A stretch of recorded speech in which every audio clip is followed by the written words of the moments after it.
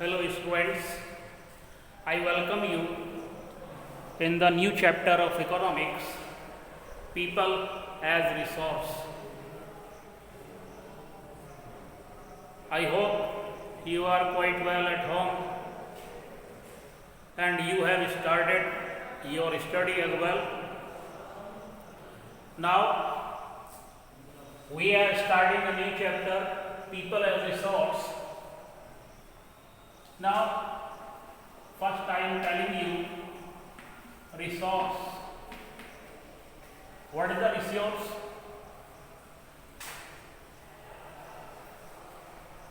Any material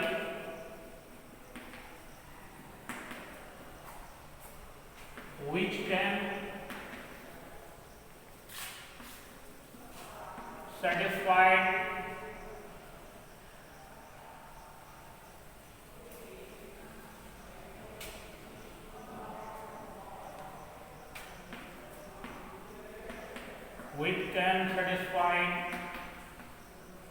the human need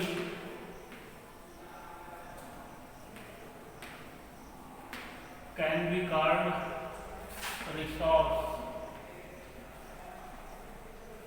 कोई भी things, कोई भी मटेरियल जो मनुष्य की, आदमी की ज़रूरतों को पूरा कर दे, वो रिसोर्स होता है। अब आपने नेचुरल रिसोर्स पढ़े हैं in the class 8। Natural resource like land, water, air, minerals etcetera.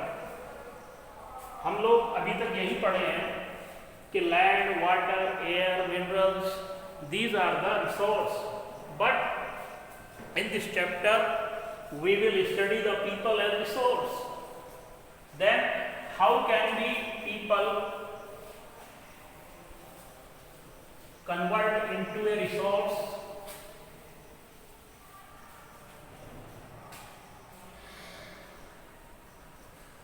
In the modern days,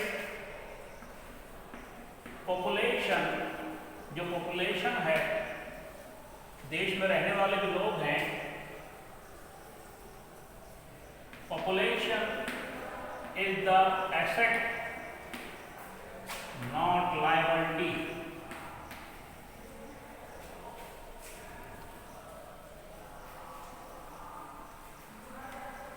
Not liability of the country, of the nation. It means आज के टाइम में पॉपुलेशन एसेट है। एसेट माने संपत्ति, धन। Population जो है, ज़्यादा जनसंख्या, पॉपुलेशन अब एसेट है, लायबिलिटी नहीं है। लायबिलिटी माने जिम्मेदारी। तो आपने सुना होगा हमारे देश में पहले ये बातें होती थी कि इंडिया में पॉपुलेशन बहुत है, पॉपुलेशन बहुत है इसलिए बेरोजगारी है, पॉपुलेशन ज़्यादा है इसलिए गरीबी है, पॉपुलेशन ज़्यादा है इसलिए health facilities and medical facilities की प्रॉब्लम है। लेकिन the resource, the people can be make the resource.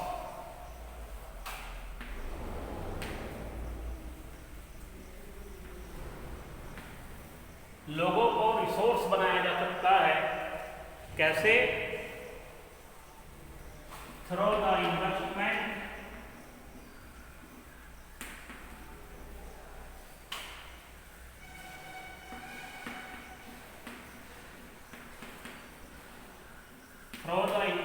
in education, training and health care.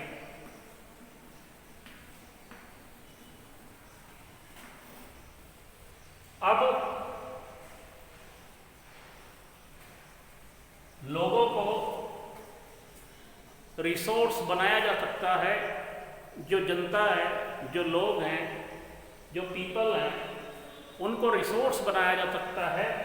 कैसे? अगर उनमें इन्वेस्टमेंट किया जाए।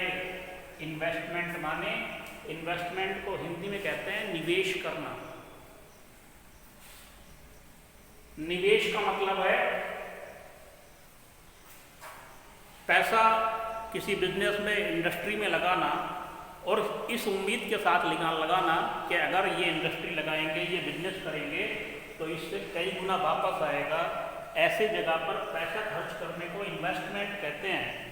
तो अगर इन्वेस्टमेंट किया जाए एजुकेशन में, ट्रेनिंग में, लोगों को ट्रेन किया जाए, उनको स्किल्ड किया जाए, एंड हेल्थ केयर, लोगों को मेडिकल फैसिलिटीज़ प्रोवाइड कराई जाए, जिससे वो उनको फिजिकल फिटनेस मिले, उनको कोई बीमारियां हो, कोई मेडिकल हेल्थ प्रॉब्लम हो तो उनको बेहतर ट्रीटमेंट मिल सके।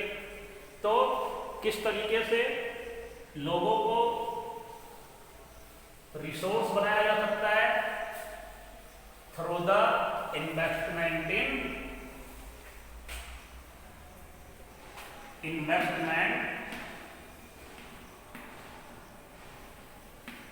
in education,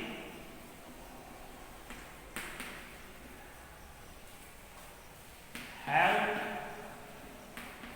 care and training।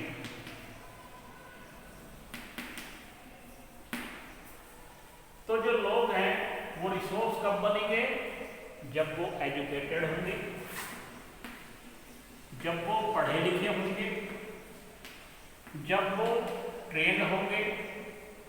उन्हें किसी भी फील्ड में, चाहे वो इंडस्ट्री हो या कोई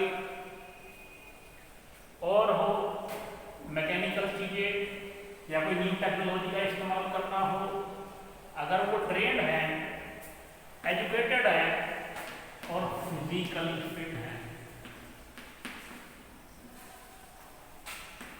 फिजिकली फिट, यदि उनको फिजिकली फिटनेस है, वो फिजिकली फिट हैं, शारीरिक रूप से स्वस्थ हैं, तो it can be called the human capital. उनको ह्यूमन कैपिटल कहा जा सकता है। कोई भी व्यक्ति रिसोर्स कब बनेगा? जब वो एजुकेटेड हो, पढ़ा लिखा हो, उसने फॉर्मल एजुकेशन डिग्रियां प्राप्त की हो, उसको नॉलेज हो, ट्रेंड हो, किसी काम में भी ट्रेंड हो, जैसे वो इंजीनियर हो, डॉक्टर हो, साइंटिस्ट हो, कोई टेक्नोलॉजी का इस्तेमाल करना जानता हो, फिजिकली फिट हो, शारीरिक रूप से स्वस्थ हो, एंड तो फिर वो क्या बनेगा? Human capital. आपने देखा होगा कि in comparison of uneducated person, एक अनपढ़ व्यक्ति के कंपैरिजन में एजुकेटेड व्यक्ति ज़्यादा अर्निंग करता है, और वो समाज के लिए भी, सोसाइटी के लिए भी और देश के लिए भी ज़्यादा प्रोडक्टिव होता है, देश की इकोनॉमी को आगे बढ़ाने के काम आता है, सोसाइटी के काम आता है एक एजुकेटेड पर्सन। और वो ट्रेंड है एंड फिजिकली फिट है, उसको फिजिकली फिटनेस है, उसे कोई बीमारी नहीं है। आपने देखा होगा लोग लायबिलिटी कब बनते हैं? लायबिलिटी कब बनते हैं? जिम्मेदारी, जब वो बीमार हो, जब उन्हें कोई इलनेस हो। तो आपने देखा होगा यदि घर में कोई व्यक्ति बीमार हो जाए तो उसको मेडिकल केयर दिलानी, मेडिकल फैसिलिटी प्रोवाइड करवानी पड़ती हैं, मेडिसिन दिलवानी पड़ती हैं, एंड उसकी केयर करनी पड़ती है, एक दो लोग उसकी देखभाल में लगते हैं। तो इसका मतलब क्या है कि उस पर पैसा भी खर्च होता है एंड एक दो लोग उसकी केयर भी करते हैं। इट मीन्स क्या हुआ? एक बीमार व्यक्ति लायबिलिटी है, जिम्मेदारी है देश की और उसके परिवार की। और जो लोग शारीरिक रूप से अपंग होते हैं, हैंडीकैप होते हैं, तो वो क्या होते हैं, देश की जिम्मेदारी, वो देश पे बोझ होते हैं, भार होते हैं। क्यों? क्योंकि वो देश के लिए प्रोडक्टिव नहीं है इकोनॉमिकली, वो कोई अर्निंग नहीं कर सकते, वो पैसा नहीं कमा सकते, कोई वर्क नहीं कर सकते, कोई प्रोडक्टिव वर्क नहीं कर सकते। इट मीन्स क्या हुआ, वो देश की लायबिलिटी है। फिर देश उनके लिए सारी सुविधाएं, जो भी ज़रूरतें होती हैं आदमी को जीने के लिए, रोटी कपड़ा और मकान, वो उसके फैमिली मेंबर या फिर देश की सरकार उसको प्रोवाइड करवाएगी, तो वो देश की सरकार की जिम्मेदारी है। इट मीन्स वो फिर रिसोर्स नहीं है। ठीक है, तो रिसोर्स कब बनता है? कोई भी जब वो एजुकेटेड हो, ट्रेंड हो एंड फिजिकली फिट हो, उसे कोई बीमारी ना हो। क्लियर? फॉर एग्जाम्पल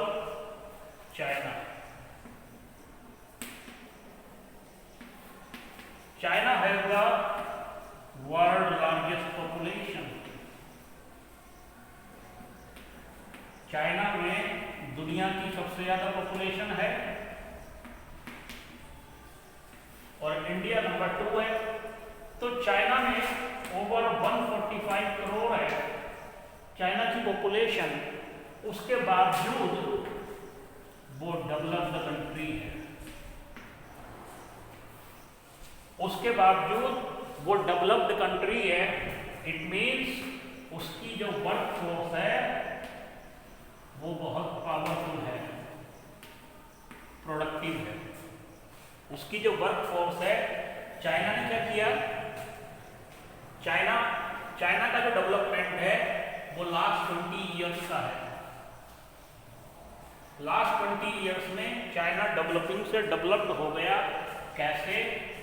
उसने अपनी वर्क फोर्स पे काम किया।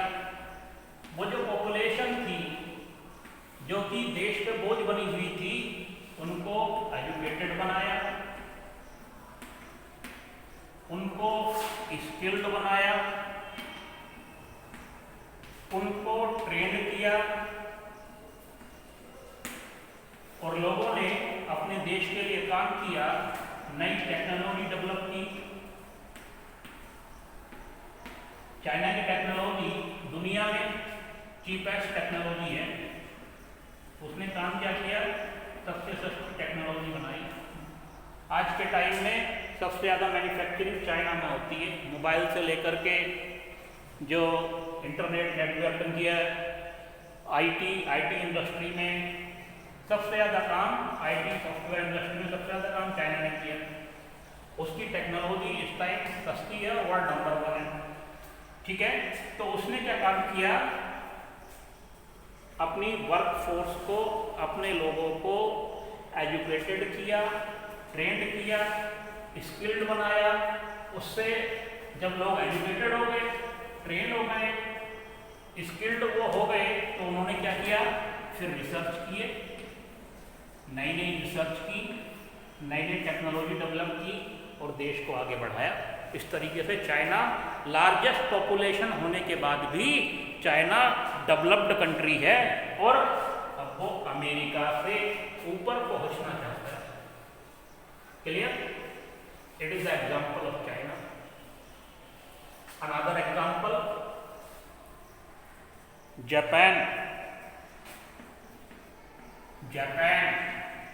Japan is a island country. ये एशिया में ही है, आइलैंड कंट्री है। 1945 में सेकेंड वर्ल्ड वॉर के समय, सेकेंड वर्ल्ड वॉर में अमेरिका ने उसके 2 शहरों पे एटम बम गिराए। क्या नाम था उन शहर का? हिरोशिमा,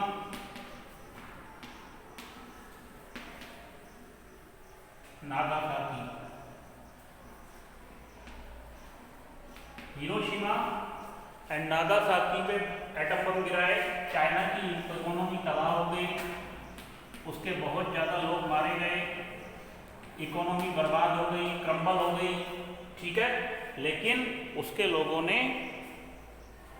उम्मीद नहीं छोड़ी, तो फिर क्या किया, जापान ने भी वही काम किया, अपने लोगों को रिसोर्स बनाया।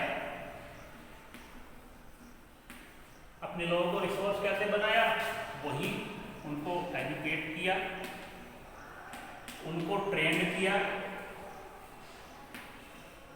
और उनको स्किल्ड किया। और जापान के लोगों ने 16 आवर्स इन ए डे काम किया, नई साइंटिफिक रिसर्च की। जापान की टेक्नोलॉजी वर्ल्ड नंबर 1 है। जैसे जापान की जो हुंडई है और जापान में की जो टेक्नोलॉजी है होंडा, हुंडई ना, ये क्या है, ये जापानी कंपनीज हैं और ये दुनिया भर में बिजनेस कर रही हैं। तो जापान ने 1945 के बाद नेक्स्ट 25-30 ईयर में अपने आप को डेवलप कर लिया। कैसे डेवलप कर लिया? और एक कमाल की बात और है कि जापान एक आइलैंड कंट्री है और यहाँ पे सबसे ज़्यादा वोल्केनो है, वोल्केनो फूटते हैं। यहाँ पे लैंड माउंटेनियस है, यहाँ पे लैंड माउंटेनियस है, यहाँ पे एग्रीकल्चर प्रोडक्टिविटी बहुत कम है, यहाँ पे विंडोज नहीं है। उसके बावजूद जापान डेवलप्ड कंट्री है। कैसे? क्योंकि उसने अपनी वर्क फोर्स पे काम किया। तो इस तरीके से कोई भी व्यक्ति, लोग अगर वो एजुकेटेड है, अगर वो ट्रेंड है एंड वो स्किल्ड है और फिजिकली फिट हैं, फिजिकली फिट होंगे तो काम कर पाएंगे। तो वो क्या हो जाते हैं, वो इकोनॉमिकली प्रोडक्टिव हो जाते हैं। इकोनॉमिकली प्रोडक्टिव हो जाते हैं, यानी कि वो अर्निंग करने लगते हैं, पैसा कमाने लगते हैं। तो इस तरीके से जो ह्यूमन है वो क्या है, रिसोर्स है। और रिसोर्स कैसे बनता है? जब उसमें इन्वेस्ट किया जाता है, लोगों को बेहतर एजुकेशन दिलाई जाती है, लोगों को ट्रेड किया जाता है, स्किल्ड किया जाता है।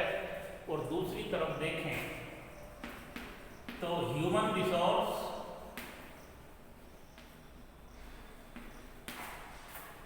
Is a supreme resource. Human resource supreme resource है। कैसे है कि कोई भी लैंड, जो भी नेचुरल रिसोर्सेज हैं, लैंड है, फॉरेस्ट है, वाटर है, मिनरल्स हैं, कैपिटल है, वो अपने आप में तो कोई रिसोर्स बन ही नहीं सकती। तो उसको रिसोर्स किसने बनाया? ह्यूमन ने। उसको रिसोर्स किसने बनाया? ह्यूमन ने। जब उसके किसके थ्रू? टेक्नोलॉजी के थ्रू, साइंटिफिक रिसर्च के थ्रू, इंडस्ट्री लगा करके, साइंटिफिक रिसर्च करके, टेक्नोलॉजी के थ्रू उसने क्या काम किया? ये जो नेचुरल रिसोर्सेज थे, नेचुरल चीज़ें थी, उनको क्या कर दिया? उनको रिसोर्स बना दिया। इसलिए ह्यूमन रिसोर्स सुप्रीम रिसोर्स है। सबसे बड़ा रिसोर्स ह्यूमन रिसोर्स है। क्यों? क्योंकि बाकी जितने भी रिसोर्सेज हैं अवेलेबल इन द नेचर, वो जो चीज़ें हैं, जो मटेरियल्स हैं, उन सबको रिसोर्स कौन बनाता है? ह्यूमन बनाता है। किसके थ्रू? साइंटिफिक रिसर्च के थ्रू, टेक्नोलॉजी के थ्रू, ठीक है। टेक्नोलॉजी के द्वारा, रिसर्च के द्वारा इंस्टीट्यूशन सेटअप करके ह्यूमन जो है वो उनको रिसोर्स बनाता है। इसलिए human resource is the supreme resource. Now, और ह्यूमन रिसोर्स क्या कर सकता है? Human, you have studied in the chapter number 1 factor of production, then through the green revolution the productivity of the land increased and the living standard of the farmer increase. Living standard farmer का बढ़ा, कैसे बढ़ा? जब उसके पास modern technology आ गई। तो यदि कोई व्यक्ति पढ़ा लिखा है, स्किल्ड है, ट्रेंड है, तो वो मॉडर्न टेक्नोलॉजी का इस्तेमाल कर सकता है, रिसर्च कर सकता है, साइंटिफिक रिसर्च हो सकते हैं, इंस्टीट्यूशन सेटअप कर सकता है, ठीक है। तो इसलिए इन सारी वजह से ह्यूमन रिसोर्स सुप्रीम रिसोर्स है और पीपल जो हैं वो रिसोर्स कहलाते हैं। और किस तरीके से बनते हैं ये अभी आपने देखा। Now the remaining part of this chapter in the next video. Thank you very much.